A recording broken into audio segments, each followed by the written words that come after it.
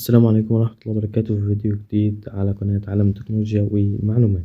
النهاردة هنتعلم ازاي نعمل الصورة بتاعتنا بالذكاء الاصطناعي. طبعا انا اول ما شفت ان الناس بتعملها الصورة ب10 جنيه وب5 جنيه واكتر من كده، قلت لا، ده هو في 100 طريقة تقدر تعمل بيها. دي طريقة من الطريقات الباقية، في طريقات كتيرة جدا طبعا. في ولا 5 درجات هنزلهم على القناة، بس دي أول طريقة. هتنزل البرنامج ده من جوجل بلاي أو أب ستوري. هتنزله من أي حتة. ملحوظة، البرنامج ده ببلاش مجاني من غير أي فلوس، في برامج تانية بفلوس. هتنزل البرنامج وهتفتح البرنامج بالشكل ده. فتح البرنامج اهواتي، تمام. هنا جايب لك اكثر من حاجة، تمام. في حاجات هنا مثلا كرتون للجسم بالكامل. هنا علامة البتاعة دي برو، تمام.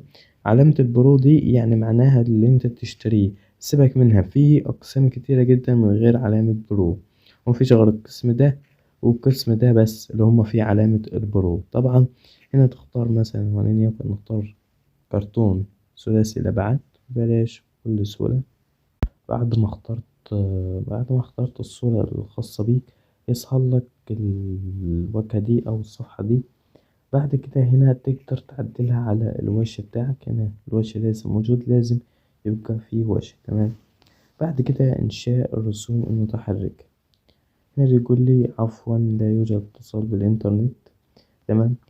هنا لو لازم يوجد، يعني لازم يبقى عندك نت، تمام.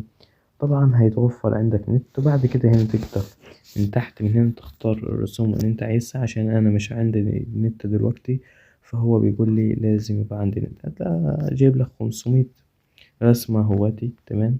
حاجة عظمة جدا البرنامج ده يا جماعة، وانتظروا الطريقات التانية. في طريقة تانية من برنامج تاني، في طريقة تانية من موقع على جوجل، موقع ايه، وفي طريقة تاني من برنامج على موقع على جوجل.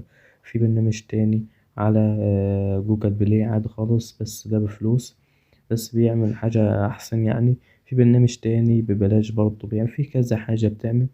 إن شاء الله هتكلم عنهم فيديوهات قادمة بإذن الله. متنساش لايك الفيديو عشان الكل يوصله الفيديو ده زي ما وصل لك انت. متنساش اشتراك في القناة عشان تشوف كل جديد.